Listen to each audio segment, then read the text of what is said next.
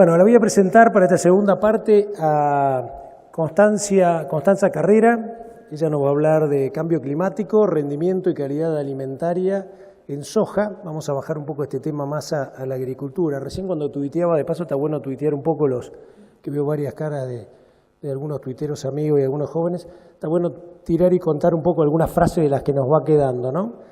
Pónganle el hashtag de este agromomentum, que de paso queda todo ahí como una especie de bibliografía de lo que va surgiendo.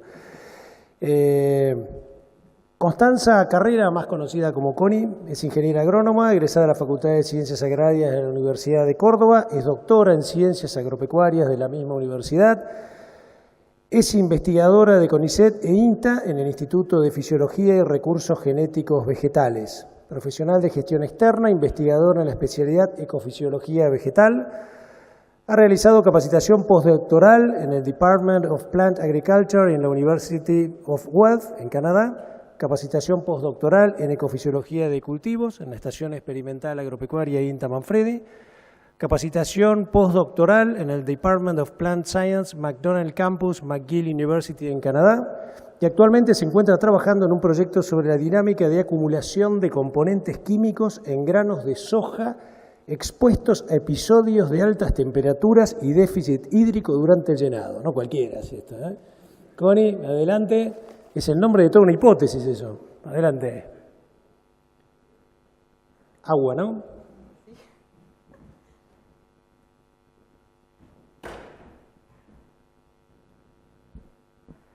Muchas gracias. Ante todo, muy buenas tardes. Gracias al equipo de Don Mario por la invitación a participar de esta jornada. Me cambiaron el sobrenombre, Scotty en realidad. Bueno, entonces, aquí está. Vamos a empezar.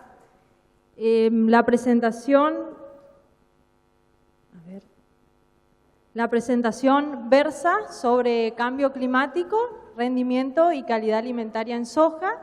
Durante el desarrollo de la misma vamos a discutir un poco acerca de la generación del rendimiento con especial énfasis en el periodo crítico y esto muy relacionado con el momento de ocurrencia de los estreses abióticos. Vamos a ver casos concretos de respuesta del número de grano y peso de grano a episodios de estrés térmico e hídrico basándonos en resultados de experimentos realizados a campo.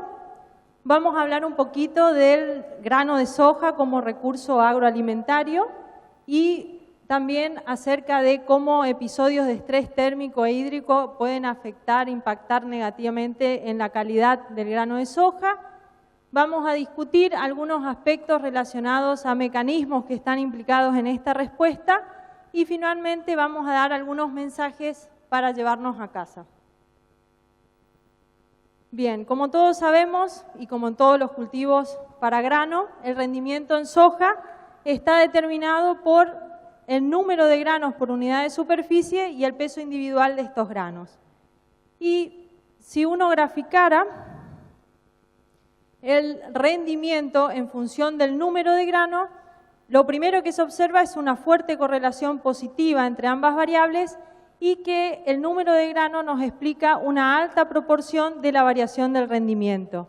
Ahora bien, a través de la ecofisiología sabemos también que no todo el ciclo del cultivo resulta igualmente crítico para la determinación de este rendimiento y es justamente lo que nos muestra el siguiente gráfico obtenido de una revisión bibliográfica realizada por Adriana Kantolik de UBA hace algunos años, donde en el eje de las ordenadas lo que se grafica es el número de granos en términos porcentuales relativo a un control no estresado en función de estreses que se fueron aplicando y quitando dentro del ciclo del cultivo en diferentes etapas. Claramente del gráfico se desprende que las máximas reducciones en este componente numérico del rendimiento se dan si los estreses ocurren en torno a R4, R5. La ventana final, el cierre del periodo crítico no está unánimemente establecido. Algunos autores hablan de que puede extenderse hasta principios de R6. pero básicamente fue así como se determinó experimentalmente cuál era la ventana más crítica para la determinación de este componente numérico.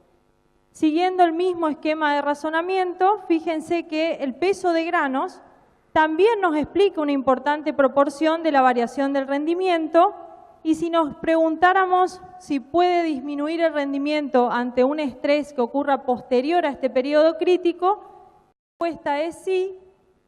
Nuevamente un gráfico obtenido de la revisión que les mencionaba anteriormente, que nos muestra en este caso, en el eje de las ordenadas, el peso de granos, en términos relativos también un control no estresado, en función de estreses que se fueron aplicando y quitando en diferentes etapas del ciclo del cultivo. Y fíjense que las máximas reducciones de este componente ocurren si el estrés se da en torno a R6, R7. Entonces, ¿puede caer el rendimiento después del periodo crítico? Sí, cae por peso de granos, y esto puede verse, como vamos a ver posteriormente, por modificaciones o básicamente caída en tasa o duración del llenado de granos. Pero entonces definamos qué es estrés. Estrés es toda aquella condición ambiental dada por factores externos que, dependiendo de la intensidad, va a afectar negativamente crecimiento, desarrollo, y que esto se traduce en mermas de rendimiento en las plantas cultivadas. Pero cuando nosotros hablamos de estrés térmico, es muy importante, o surge esta pregunta de cuál es la temperatura umbral a partir de la cual, si se prolonga por tiempo suficiente, causa daños irreversibles. Entonces, evidentemente que la respuesta va a estar totalmente condicionada al momento dentro del ciclo del cultivo en el cual está ocurriendo ese estrés. Y en este sentido, el gráfico propuesto por Buti ya hace algunos años resulta bastante atinado, porque en él se grafica la tasa de desarrollo relativa en función de la temperatura. Básicamente lo que nos dice este gráfico es, para 3 fases dentro del ciclo del cultivo, que son el vegetativo, es decir, cuando el cultivo está generando biomasa, área foliar, que va desde emergencia hasta floración, R1, para R1, R5, que es floración, inicio del llenado de granos, y R5, R7, que es el llenado de granos, nos está diciendo el rango de temperaturas a la cual estas fases ocurren de manera más efectivas, es decir, a máxima tasa. La tasa, cuando adquiere un valor de 1, significa que la tasa es máxima, las fases están ocurriendo en la máxima tasa, y lo que varía entre fases es justamente el rango de temperatura que optimiza esa tasa. Entonces, por ejemplo, si nos concentráramos en la línea punteada, que es cuando el cultivo está generando biomasa, presenta un rango de temperaturas óptimas bastante más elevado que la fase reproductiva temprana indicada en rosa. Y dentro de la fase reproductiva no es lo mismo temprana que tardía. La fase temprana, indicada en rosa, que es cuando el cultivo está fijando vainas, presenta una temperatura media óptima de alrededor de 26 grados, que es bastante más baja que la temperatura óptima para el llenado de granos, que es de alrededor de 32 grados. Entonces, teniendo en mente este mini esquema conceptual y considerando lo que nos comentaba Matilde recién acerca de que van a aumentar en frecuencia e intensidad las olas de calor, y ante un escenario de distribución de precipitaciones con una elevada variabilidad interanual, resulta realmente muy importante poder entender cómo responde el cultivo de soja, número de granos por ejemplo, ante episodios de estrés térmico. ¿Da lo mismo que el cultivo tenga agua o no tenga agua? Entonces, este tipo de preguntas son las que movilizan nuestros estudios. Lo que estoy mostrando en esta slide corresponden a resultados realizados, de experimentos realizados en INTA Manfredi de la mano de Josefina Molino en el marco de su tesis de maestría. Fíjense que en el eje de las ordenadas se presenta el porcentaje de aborto de vainas por planta. Y Josefina lo que hizo fue aplicar episodios de estrés térmico durante 14 días en R4, que es el momento donde está fijando vainas el cultivo, periodo crítico, corazón del periodo crítico, y estos episodios consistieron en elevarle 6 grados la temperatura máxima sin alterar tanto la media. Con eso, y teniendo estas parcelas agua por riego, Josefina observa casi un 50% de aborto de vainas. En las parcelas que tenían solo déficit hídrico, ellas mantuvo en secano, este porcentaje se incrementa a un 65% aproximadamente. Pero fíjense qué nefasto el efecto cuando se combina episodios de estrés térmico y déficit hídrico, alcanzando un 80% de aborto de vainas respecto al control que siempre está indicado con negro. Existe una fuerte base experimental que demuestra que todas aquellas condiciones que maximizan la tasa fotosintética, es decir, la producción de fotoasimilados, durante el periodo crítico maximizan la fijación de vainas en soja.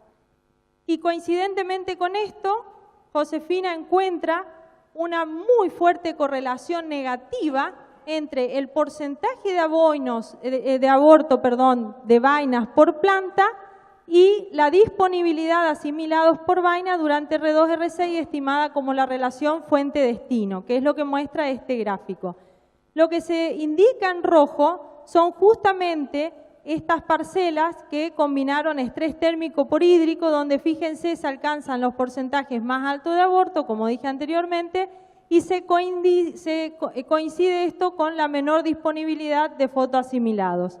Y por supuesto que esto luego se traduce en caídas del número de granos, porque fíjense que en la peor condición ella observa hasta un 60% de reducción del número de granos.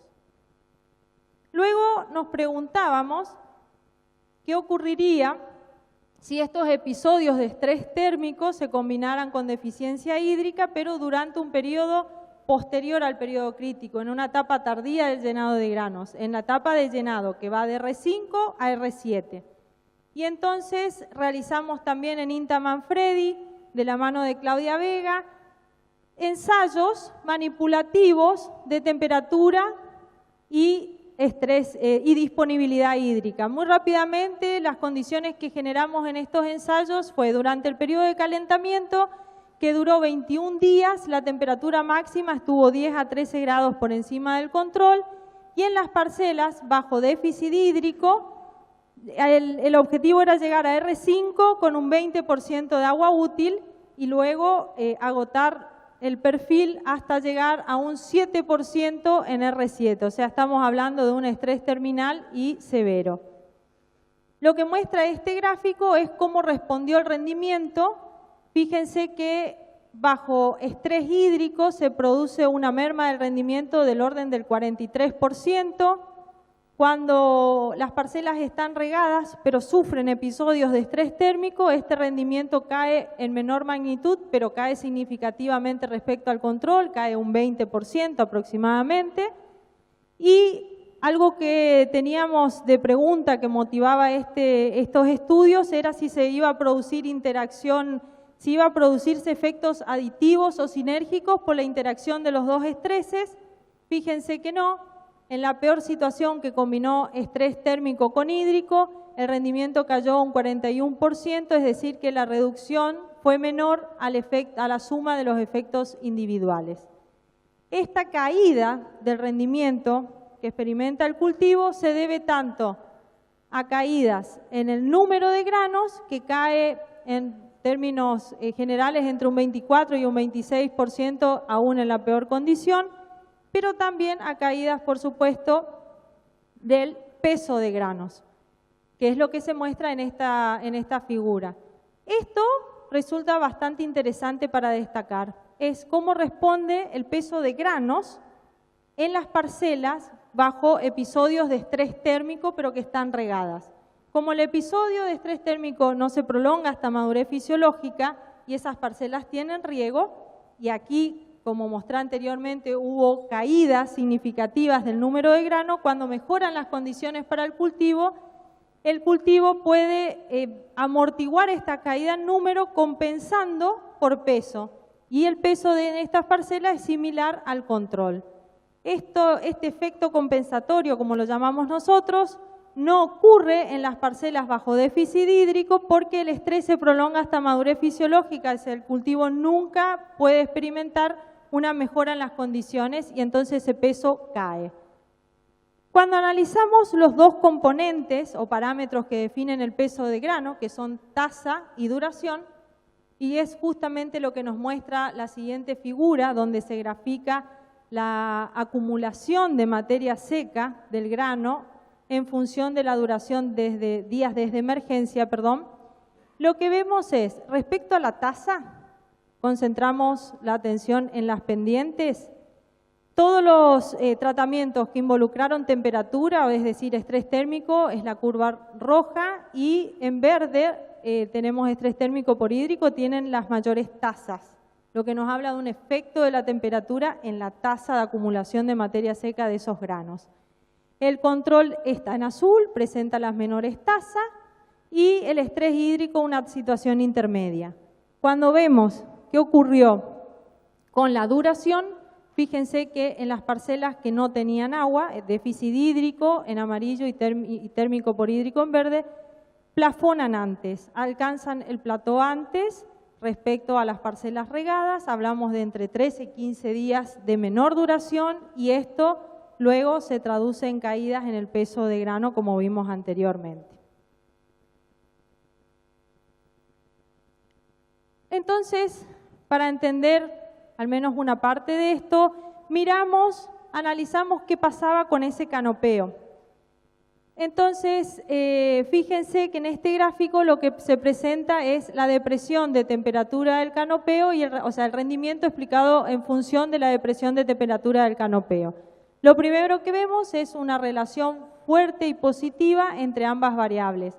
La depresión de temperatura del canopeo nos dice la capacidad que tienen esas hojas de refrigerar y se obtiene restando de la temperatura ambiental la temperatura de la hoja. Claramente, nuestros datos se dividen en dos, como indica la línea roja. Aquellos que presentaron valores negativos de depresión de temperatura del canopeo, esto es, esas hojas no podían refrigerar, tenían una temperatura mayor a la ambiental y coincidentemente esas parcelas exhibieron el menor rendimiento, lograron menor rendimiento y provenían de las parcelas bajo déficit hídrico. Versus aquellos con valores positivos de esta variable donde se condicen con los mayores rendimientos, esas hojas refrigeraban y provienen de las parcelas regadas. Entonces, la depresión de temperatura del canopeo explica una importante variación de la proporción del rendimiento y de los componentes numéricos. El estrés hídrico limita la capacidad del canopeo de transpirar produciendo cierre estomático y nosotros podemos estimarlo indirectamente a través de la medición de temperatura de hoja. Esta variable es muy utilizada en los planes de mejoramiento de trigo y de maíz, por ejemplo, porque comparado con lo que sería salir a campo y medir conductancia estomática, es una variable rápida, es no destructiva y además es integradora, ¿sí?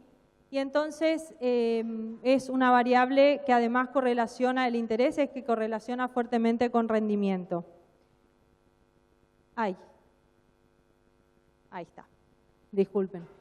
Esta foto que les muestro aquí es para destacar, esto corresponde a una soja, a las parcelas regadas, y fíjense cómo las hojas de soja, aun cuando tienen riego en los días de verano de máxima demanda ambiental, presentan movimientos de esas hojas que le permiten disipar el calor que genera la radiación incidente. Fíjense cómo este movimiento se exacerba y las hojas prácticamente quedan paralelas a la incidencia de los rayos solares en parcelas bajo déficit hídrico. Entonces, quisimos estudiar con más detalle qué pasaba con esas hojas. Y entonces fuimos y colectamos hojitas post-estrés térmico, o sea, una vez que removimos el estrés térmico. y encontramos que tanto el índice estomático como la densidad estomática se incrementaban significativamente respecto al control en las parcelas bajo déficit hídrico, indicado en amarillo, y la combinación de déficit hídrico por térmico, indicado en verde. Es lo que muestra este gráfico, donde lo que en realidad se grafica son los cambios porcentuales de estas dos variables relativo al control indicado en 0. Entonces, aquí de nuevo unas fotitos para mostrarles las fotomicrografías. Fíjense, si miramos con más detalle qué pasaba en esas hojitas. Esto es el control y aquí están las hojas bajo estrés hídrico. Tenemos un incremento en el número de estomas. Este incremento en el número de estomas que se da bajo déficit hídrico podría deberse a una menor expansión celular, que es promovida por el déficit de agua. Y justamente en las parcelas bajo déficit hídrico observamos un menor tamaño de las células epidérmicas comparado con el control. Fíjense que tenemos un mayor número de estomas respecto al control, pero estos estomas están prácticamente cerrados. Y en la peor situación, además, se observa una deformación de estas células epidérmicas y de las células oclusivas. Entonces, a pesar de que aumenta el número de estomas, esas hojas no refrigeran porque estos estomas están principalmente cerrados, como vimos anteriormente. Cuando miramos qué ocurría con el grosor de los distintos tejidos que conforman esa hoja, nos encontramos con que todos los tejidos analizados, el parénquima en empalizada, el mesófilo y la cutícula, disminuían significativamente respecto al control. Y las máximas reducciones se daban bajo estrés térmico.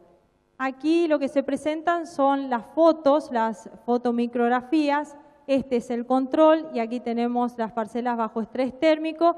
Fíjense cómo el parénquima en empalizada, que es el que está íntimamente relacionado con fotosíntesis, porque ahí se concentra la mayor parte de los cloroplastos, esa capa que es doble en el control queda reducida a una sola capa bajo estrés térmico regado.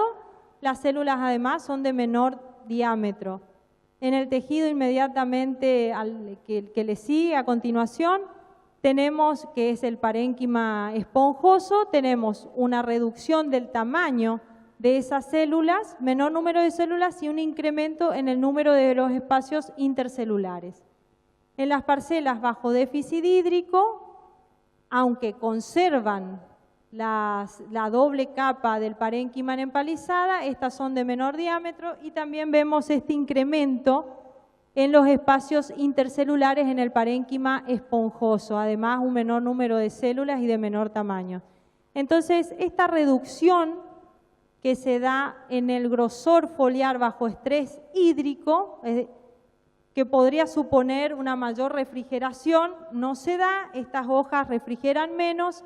Y una de las tantísimas preguntas que tenemos, porque cada vez tenemos más preguntas, es ¿qué implicancias podrían tener estos espacios intercelulares en el flujo de dióxido de carbono de la hoja? Bien.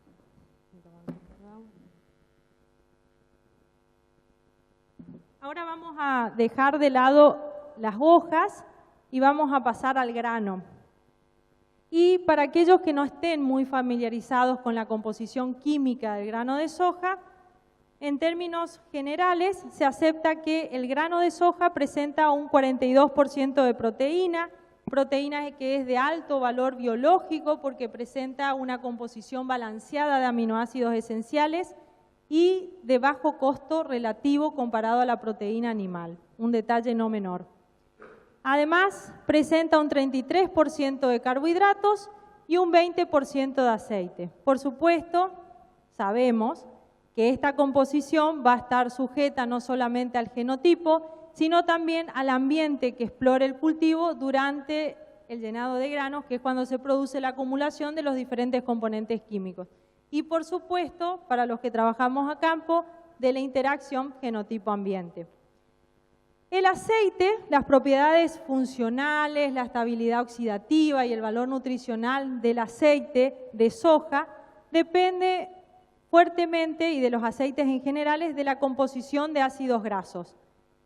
El aceite de soja presenta principalmente ácidos grasos poliinsaturados, es decir, que presentan dobles ligaduras entre sus átomos de carbono, correspondiéndole al ácido linoleico la mayor proporción, luego le sigue el oleico y luego el linolénico. Presenta también ácidos grasos saturados que no tienen dobles ligaduras entre los átomos de carbono, pero en menor proporción, esteárico, palmítico, por ejemplo.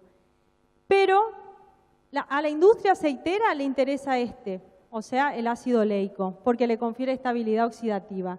Pero para la industria alimenticia son importantes el linolénico y el linoleico, porque son ácidos grasos esenciales que tienen que ser incorporados al organismo mediante la ingesta de alimentos de origen vegetal. También el grano de soja presenta otros componentes del que tal vez hayan sentido hablar. Por ejemplo, el aceite presenta tocoferoles, que está demostrado científicamente cumplen una importante actividad biológica como vitamina E, y la harina presenta isoflavonoides, que son antioxidantes. Estos compuestos tienen función nutracéutica porque además de nutrir pueden prevenir o tratar enfermedades. Entonces, todo esto de lo que le estoy hablando, de la composición, convierte al grano de soja en un recurso agroalimentario, clave para la alimentación humana, animal y para la industria alimenticia. Entonces, me quedo reflexionando de que siendo Argentina el tercer productor mundial de soja, hace que sea inconcebible que aún tengamos altos valores de desnutrición, sobre todo infantil, con lo cual debería promoverse a partir de distintos sectores el hábito en la ingesta no solo de soja, sino también de las legumbres en general. Volviendo a los estudios agronómicos, hace algunos años nos preguntábamos si en la región sojera argentina existirían ambientes que fueran más favorables para la obtención de productos de una calidad determinada. Entonces, ustedes saben que el concepto de calidad es tan dinámico como amplio y que la definición va a depender del uso final de ese producto. Y que, como vimos anteriormente, la calidad depende del ambiente que explora el cultivo durante el llenado de granos. Entonces, para responder esta pregunta, realizamos un ensayo multiambiental sembrando en 8 estaciones experimentales de INTA en localidades distribuidas a lo largo de la región sojera argentina para generar contraste ambiental. Y algunos de esos resultados son los que se presentan a continuación. Esto que ustedes están observando aquí es un gráfico biplot que se obtiene de un análisis multivariado del que existen muchos tipos en función del objetivo de estudio, ¿sí? Pero en particular que les estoy mostrando permite visualizar correlaciones que están ambientalmente determinadas entre los componentes químicos del grano de soja de los genotipos evaluados en los 23 ambientes que se generaron de la combinación localidad-fecha por año. Entonces, una de las conclusiones más importantes de este trabajo fue que los ambientes cálidos, es decir, aquellos que presentaban una temperatura comprendida entre 22,5 y 25 grados durante el llenado de granos, permitieron la producción de granos ricos en aceite, o sea, con mayor concentración de aceite, de mayor estabilidad oxidativa por la mayor relación oleico-linolénico, lo que es importante para la industria aceitera, como dijimos anteriormente, y también la obtención de mayor vitamina E, básicamente alfa-tocoferol.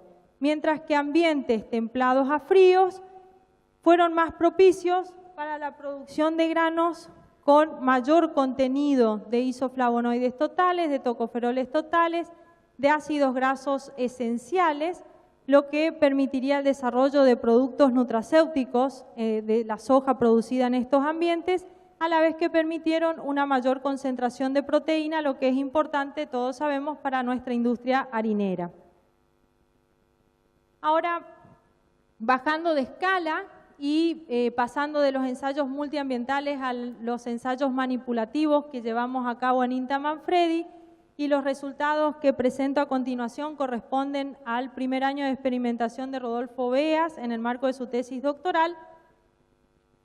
quien también trabajó con episodios de estrés térmico y la combinación con hídrico. Rodolfo observó en este gráfico, antes de hablar de los resultados para que no se pierdan, lo que se muestra es el contenido de los principales atributos químicos, contenido, no concentración, para dos genotipos que difieren en contenido en concentración de proteína en grano. Pero lo importante del mensaje de esta figura es que Rodolfo observó que en las parcelas que estaban regadas para los dos genotipos y que presentaron episodios de estrés térmico, presentaron similar contenido de los principales atributos químicos con respecto al control, mientras que las parcelas bajo déficit hídrico presentaron una disminución del contenido de todos los componentes químicos. Es decir, cuando tenemos riego y el episodio de estrés térmico no se prolonga hasta madurez, permite recuperación. Es decir, que lo que estamos viendo acá es el reflejo del peso de grano. Estas parcelas terminan con similar peso de grano con respecto al control para los dos genotipos. Y esta recuperación, esta compensación, no se ve bajo déficit hídrico, que es severo y se prolonga hasta madurez fisiológica. Hasta acá, ver que cuando las condiciones empeoran o se dan estreses abióticos durante el llenado de granos, el contenido de todos los componentes químicos disminuye. Honestamente no nos aportaba nada nuevo, nos corroboraba lo que ya sabíamos. Entonces, la pregunta era si habría algún componente que disminuyera proporcionalmente menos. Y en este sentido pensamos que la proteína, porque ustedes saben que puede sostenerse su acumulación a partir de la removilización del nitrógeno de tallos y hojas, podría caer proporcionalmente menos el contenido respecto al aceite y esto resultaría en un incremento en la concentración de proteína y una disminución de la del aceite. Por supuesto, esto no se dio así.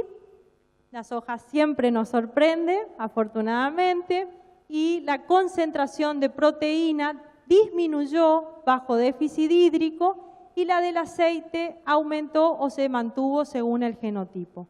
Una de las posibles explicaciones que encontramos es que en este gráfico, que pertenece a un trabajo de muchos años atrás, lo que se presenta son las curvas de acumulación de proteína y de aceite en función de los días desde llenado de granos, semanas de llenado de granos, y fíjense que según este gráfico la proteína comienza a depositarse antes que el aceite en el grano, con lo cual un estrés temprano más que uno tardío podría tener mayor impacto en la concentración de proteína. Y nosotros, para poder lograr un 20% de agua útil a R5, necesariamente imponemos cierta restricción hídrica antes, porque ustedes saben que el agua en el suelo no se consume instantáneamente, lleva un proceso. Entonces, esto, sumado a que cuando empieza a intensificarse los estreses, porque en R5.5 logramos los incrementos, los episodios de estrés térmico, fíjense que según esta curva, cuando la situación empieza a empeorar para el cultivo, el aceite ya tiene definido gran parte de la concentración final, aproximadamente el 70% ya se definió, mientras que la proteína todavía le resta por definir esa gran proporción. Y esto podría ser lo que esté explicando nuestros resultados. Entonces, como mensajes para llevarnos a casa, tenemos que episodios de estrés térmico que ocurren tardíamente en el ciclo y que quede claro que este tardío hace alusión al llenado de granos, ese momento que va desde R5 a R7, reducen rendimiento y componentes, número y peso, no solo bajo déficit hídrico, también sino en las parcelas irrigadas. Una vez que removemos el episodio de estrés térmico, las parcelas regadas pueden aumentar el peso de grano alcanzando valores similares al control. Esto señala una gran plasticidad del grano de soja para responder cuando las condiciones mejoran tardíamente. En estos resultados que les mostré, no observamos nosotros efectos aditivos en el rendimiento cuando se combinó estrés térmico con estrés hídrico. Además de la fuerte asociación que encontramos entre temperatura del canopeo y alto rendimiento, una aproximación que incluya la medición a campo de otras variables como las morfoanatómicas, destaca otros mecanismos que nos pueden ayudar a explicar por qué baja el rendimiento en soja. Estreses que ocurran temprano durante el llenado de grano causan una disminución de la concentración de proteína y un aumento en la concentración de aceite. Y finalmente, que ambientes cálidos permiten la producción de granos con más concentración de aceite, de mayor estabilidad oxidativa por una mayor relación oleico-linolénico y la obtención de mayor contenido de vitamina E, mientras que ambientes templados a frío permiten la obtención de granos más indicados para usos nutracéuticos por la mayor concentración de isoflavonoides totales, de ácidos grasos esenciales y de tocoferoles totales, a la vez que permiten mayor concentración de proteína, importante para la industria harinera. Por último, me gustaría, desde la Sociedad Argentina de Fisiología Vegetal, nos gustaría mucho poder invitarlos a las jornadas de fisiología vegetal, metabolismo del nitrógeno, con una visión a diferentes escalas, a realizarse el próximo 10 de noviembre en la ciudad de Córdoba, y tenemos el honor de ser sede de la Reunión Argentina de Fisiología Vegetal y del Congreso Latinoamericano de Fisiología Vegetal a llevarse a cabo el año próximo. Bueno, muchas gracias y quedo atenta a las preguntas.